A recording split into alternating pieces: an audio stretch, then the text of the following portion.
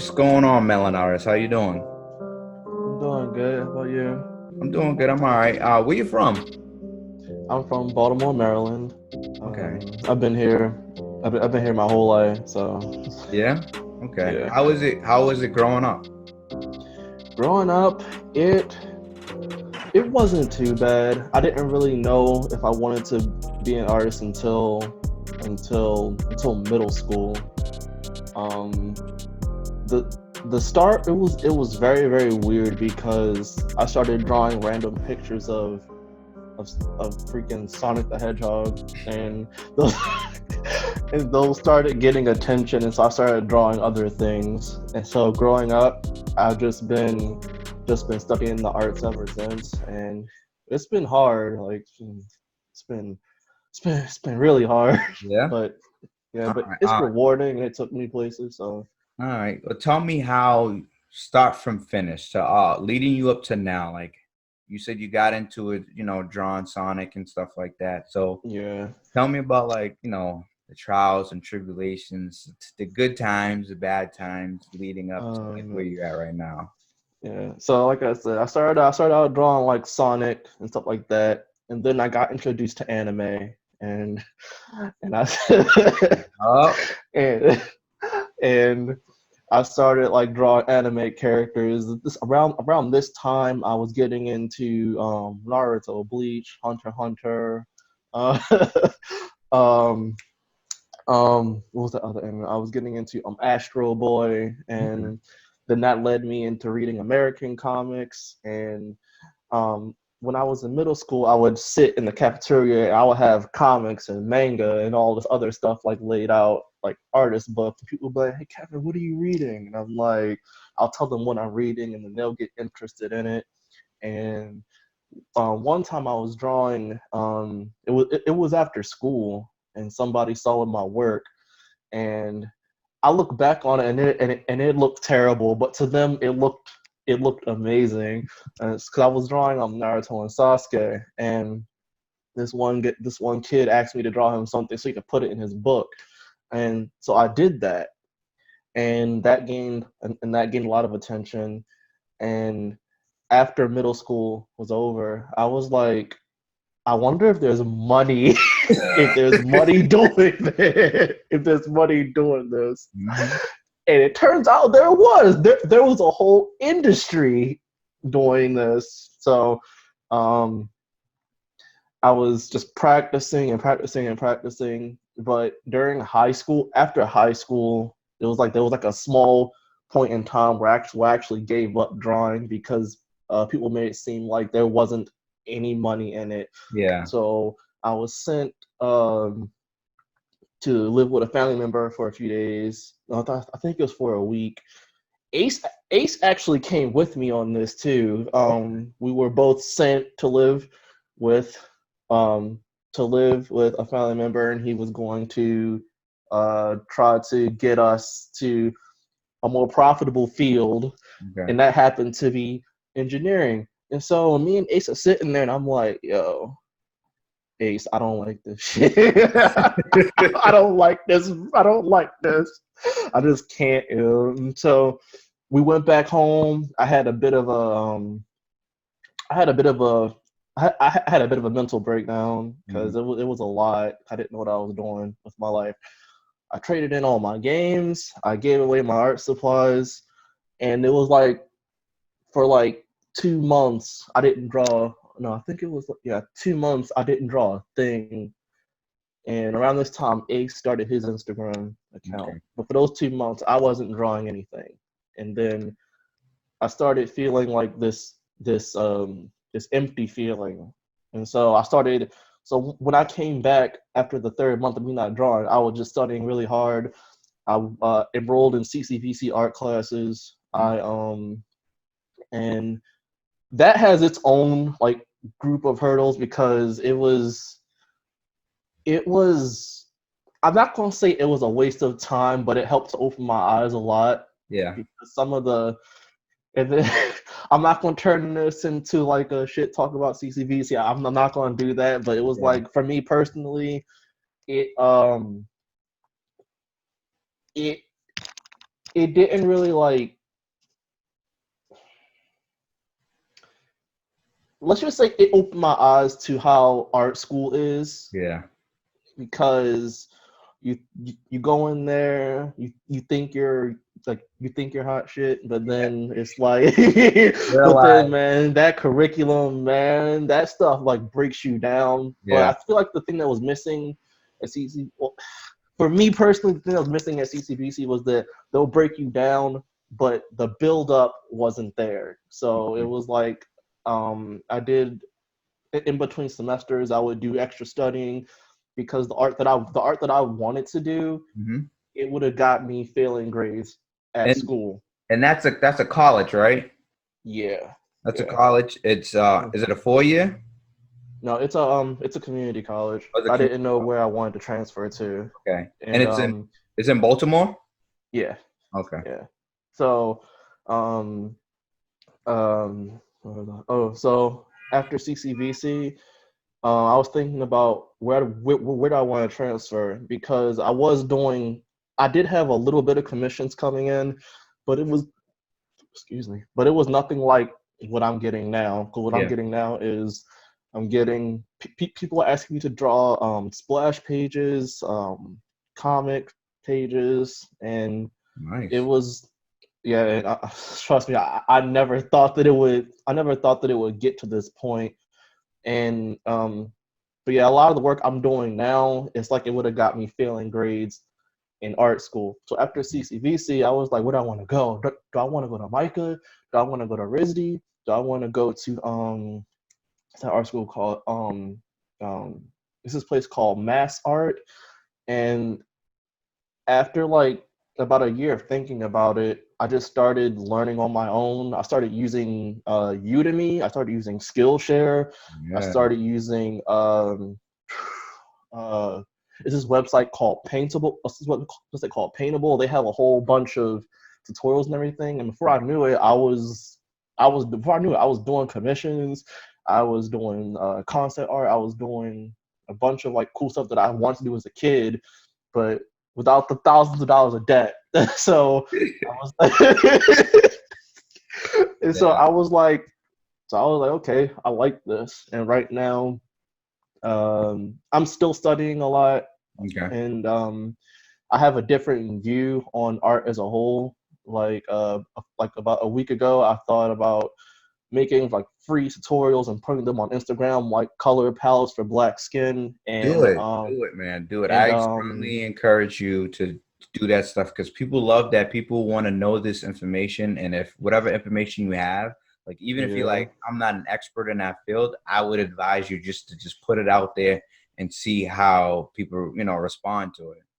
Yeah, because after I finished after I finished my the comic I just got done with for a client, someone said, Kevin, how do you draw a black skin like that in the different shades and tones? And I was like, okay, I can already see that there are people gonna have questions about this. So um I made a layout, and I thought about just putting making the palettes in Photoshop and putting it on Instagram, and then putting detailed ways on how to get to the color, the Mhm. shortcut way and the long way. Because since it's digital, there are two ways to get to different colors and stuff like that. And I thought about putting like anatomy guides up there just for people, and obviously all free of charge because it's on Instagram. Because them classes can be expensive, like Yeah, yeah, yeah. Again, expensive. So I I want to be so I want to contribute, yeah, especially during quarantine, yeah. because and the best way I know how is to tell people how I do what I do, because people like what I do. So why not tell them how I do it? So it's that.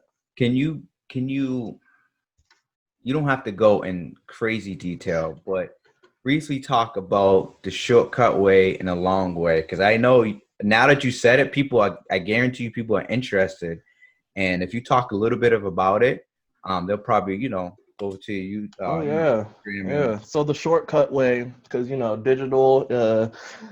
digital art, it can be a bit of a double-edged sword, because there's always multiple ways to do something. It's not like traditional where you'll learn a technique and mhm. you'll like hammer it into the ground until it's like perfect. But digital allows digital it kind of puts people on an even playing field, but the amount of work you still got to put in, it's still there. You're not gonna pick up digital and automatically be a master. Yeah. That's like the common misconception, mostly with the older crowd. But we're not gonna talk about that. But the shortcut way that I like to use whenever I'm doing concept art or a big comic page is it involves using Photoshop's layer system and their different blending modes. Mm-hmm. But it's like I say, it's a lot. But if I were to shorten it, I would say that it involves putting the grayscale layer on top, like on top of everything. Yeah. But below the line art layer. So you have your line art layer first, then your grayscale layer, and then directly under the grayscale layer, you have your flat colors. Okay. Your flat colors, and once you have your flat colors down, you set the grayscale layer on top to multiply, and once you do that, it'll blend in down with the flat colors, but but even after that's done, you're still not completely finished because you have to change the color of the lighting and all that other stuff. Like I said, I'll go in detail about that when I put the free tutorial out there. But that's the shortcut way. The long way is basically the traditional way. You know, you lay out all your colors for the skin tone, and you just slowly paint it in instead of putting the grayscale values in first. So those are the two ways. I'm currently still learning both, but I feel like I'm proficient enough in both ways to instruct people on how to do them. So it can't hurt to put it out there. But at the end of the day, it's all preference. One is for like if you're like if you want to get in the industry and you want a time-saving way to put down your flat colors, and the other is for if you got like 20 hours and you just want a slow burn. So they both offer different results and stuff like that. So I'm putting all this up and all this up for free on Instagram for all my followers and stuff like that. And I plan on doing this like every other day because I know there are people who need help. So. Yeah. Any other like techniques and stuff that stand out to you that you use like a lot for your drawings and stuff? Actually, my workflow was divided up into two, it's like 3 steps. It's like I have the sketch. No. I have the line work, the grayscale, and the color. Yeah. For my line work, it took me a while to get my line work up where it is today because you know how when you just start out, you kind of do this thing where you go over the line and it looks like rough and feathery. Yeah. It took me, man, oh my goodness. It took me about 2 months of just doing line exercises to get my lines straight. So whenever I do line work, I just do one stroke over I just do one line instead of doing feather. I just try to make one long continuous line for as long as I can. Yeah. And for the grayscale, I start with my midtones, then go to the lights, and then go to the darks, and then I put the highlights in. And for coloring, there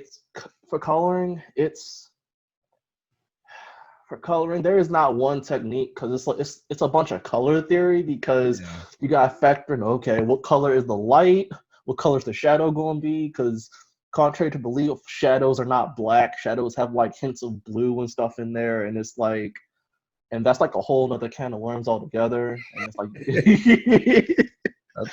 and it's like it's crazy, man. That's why I want to put out these guides because I feel like it will help people focus on certain key aspects that will help them to get the work that they want. Because when you just start out learning, you don't know where to start, you don't know where to go, and it's like it can be very, very confusing. And it's like it's a lot. Yeah. So besides the tutorials, you got anything else, like any other projects or collabs coming up in the near future? Actually, yes. I received one of my clients sent me a script like 3 days ago, and I read over it and I said, okay, I'll do it. And I actually started doing it today because I already received the payment and everything, so I started today, and looking to have this one done, I believe, in the end of May. And after this, I have a one shot that I'm working on after this comic commission's over, and then Yeah. after the one shot, I have other clients who who actually send me scripts and I read them and I say, okay, I'll do it, and then tell them your terms and conditions, and then you start working on it. So yeah, it's it's a lot. Nice. That's I got quite a bit, so I'm gonna that's nice. keep myself busy. So you have all that. Can you explain to the public or like briefly talk about like how you get some, commissions and how do you get clients and what is, yeah, I know you got to have a contract. Like, how did you start from the beginning, working your way up to now where you're getting all that stuff? I guarantee you a lot of people. Oh man, where do I start? Man, okay. So I was like in the beginning, I didn't know that you could make money from art at all. I thought they were just something that people did, and you could only make money doing art if you had like a big industry job, like working at Naughty Dog or Square Enix or stuff like that. But as I got older, I realized that everyone's heard this, but social media is like the key to everything. It gets you exposure. Mhm. It's how transactions are done and everything. So what I do is I have two sources for my own commissions. I use Twitter, Okay. Instagram, and believe it or not, Craigslist. I know I know Craigslist gets, and for It's people listening suspect here, sometimes. yeah, for people listening, hear me out. God, I know you say, "Oh my God, Craigslist is sketchy." No, Craigslist is only sketchy when you're trying to buy something like cars or a house from there. Okay, but for artists, it's pretty damn valuable, man. I was sketchy too, but I'm like, wow, this actually works. Like setting up the alert system is tedious because you gotta set it up for every state. Okay. I'm just like, okay, but once I got that, I was getting like alerts like really quick. I was like alert after alert after alert after alert for commission opportunity. So I use Instagram, Twitter, and Craigslist. Mostly Instagram and Twitter because people like see my work, Mhm. and even though I don't have, and to put things in perspective, I don't have many followers at all. I only have 92 followers on Instagram, and I only have like 19 followers on Twitter. But people still see the work, and if the work is good, then Word of people mouth. yeah, people will end up coming to you. Yeah. And I actually did have a higher following, but stuff happened with Instagram, and Yeah. I ended up having to rebrand my name. And I'm basically starting from like from square one. But I feel like the followers I'm getting now are like Legit. more quote unquote true followers Yeah. who are gonna stay here and just watch me grow. So I'd rather have 92 true followers Yep. than 250, like, I don't know, like, what do you call those things, like, Like the bots and stuff. yeah, like random bots. And Oh, I'm like, why are these what is bots? it? Ghost followers. Ghost followers. Yeah, them. So I'd rather have 92 true followers that are gonna get me exposure and work than 250 ghost followers, because like Yeah. you don't want those. No, And it's like I noticed that because you know how when you go on Instagram, your follow rate will fluctuate because people will unfollow you sometimes. yeah. My followers, it's like it doesn't fluctuate. They're just there. Okay. So Instagram, Twitter, and Craigslist. And for Twitter, I I do the same thing I do on Instagram. I put my work up there, and um, it's not. I don't get as much work from Twitter as I do Instagram and Craigslist, but it's still a source of exposure. Mm-hmm. Um, I haven't used Facebook in like 2 years, so excuse me. So I don't. So you can use Facebook. I just choose not to. Yeah. So it's yeah. I stopped, man. I haven't been on Facebook in 2 years. I don't even know what's going on that platform no more. Honestly, you're not really missing anything. They make it seem like you need Facebook for like, but they just need you to be on Facebook. That's what it is. But Yeah. honestly, you're not missing nothing on Facebook. It ain't nothing. Okay, I'm making sure. Cause like I said, I stopped using it. Cause I was just getting annoyed with it. My friends Yeah. like Kevin, how? My friends like Kevin, how have you not used Facebook for 2? I said it's easy. It's just easy. I just haven't logged on. I don't really care. But I'm gonna break down the Okay. Craigslist usage a little bit. To give like a basic rundown. It's like the jobs that I've been getting from Craigslist is like people who need like it's not a lot of comic work. It's a Hmm. lot of people who need like character sketches, people who need like a character concept art. I'm still waiting for that one big like multi-$1,000 gig to come on Craigslist, but it's okay.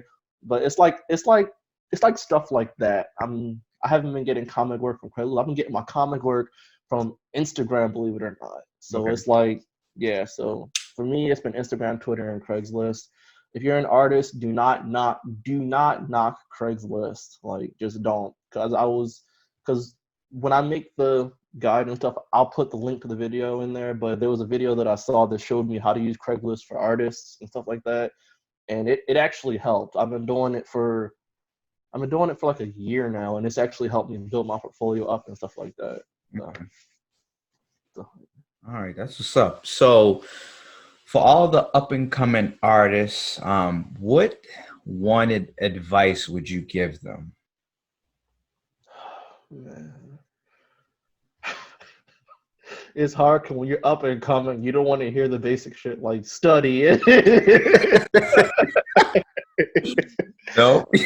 But it's like if I could tell them one thing that I wish everyone told me is that the beginning it's going to be very very slow. Hmm. Um, don't let don't let the algorithm dictate when you upload. That's the one thing. That's the one thing that I wish people told me. Do not let the algorithm dictate when you upload, because you'll see your favorite artists upload every day and they'll have 1,000 likes and they'll get pushed up in the algorithm. And when you try to push that out, everyone has a different workflow. Yeah.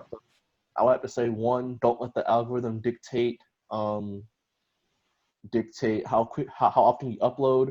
And another thing, which is something I just started recently doing, which by recent I mean 2 months ago, is sometimes in order to get a certain a certain art subject, whether it's color or anatomy, Yeah. sometimes it's best to just get a sketchbook and just fill it up with those studies. Like when I was doing actually, I think I have my anatomy book right here. I don't know if they'll be able to see it, No, but I'll be able to see it. I literally wake up and I go on Pinterest. They have a bunch of anatomy Yo, references. Pinterest, I am addicted to. Man, Pinterest saves artists. That's all I gotta say. Yo. Anyway, where was I? Oh, you know how like when you study for a test Yeah.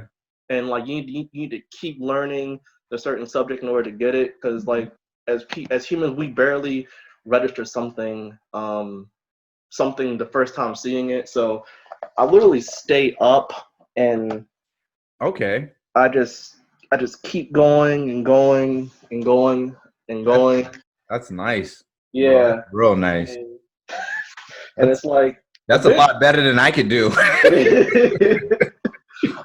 and eventually it's like eventually it'll click. And the best thing is you have all the resources in front of you, and you won't have to go on Pinterest because you have it all in a book. So it's like I know it's tedious work, but as an up and comer, it's something that you have to do if you want to make this like your livelihood or your job. Hmm.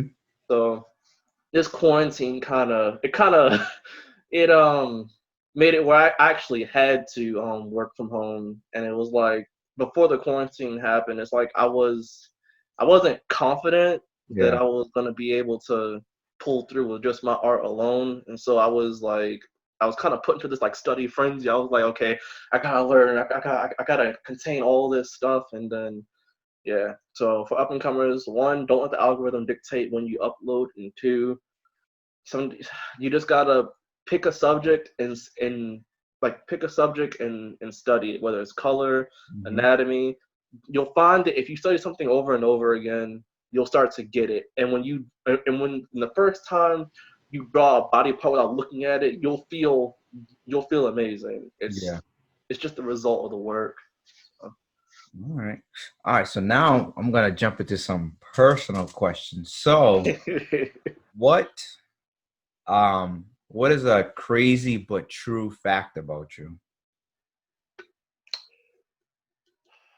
Man, all right. I'm gonna be honest. Um, when I first started doing commissions, I would uh I would end up missing deadlines because of Tekken tournaments.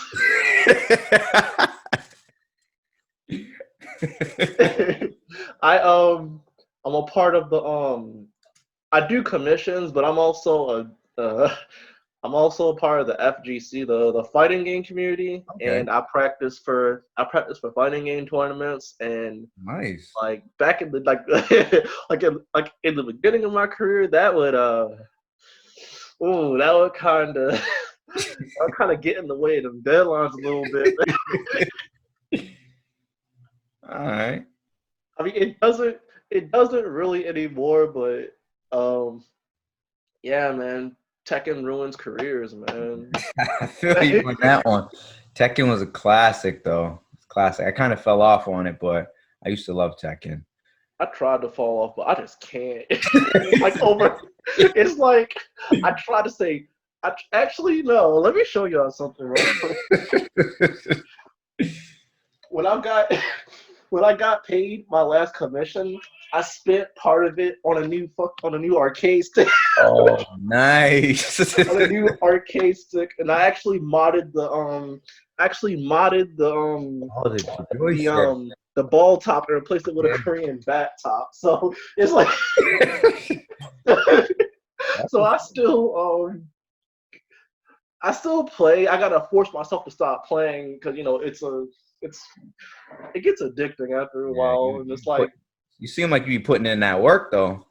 oh yeah. I gotta not put in too much work though, because now my commissions have like Yeah. super deadlines. And I'm like, all Yeah. right, I can't keep messing. I can't keep going to Tekken or whatever other fighting game I have. I can't keep doing it. So it's like it's crazy, man. Who's your best character in I Tekken? use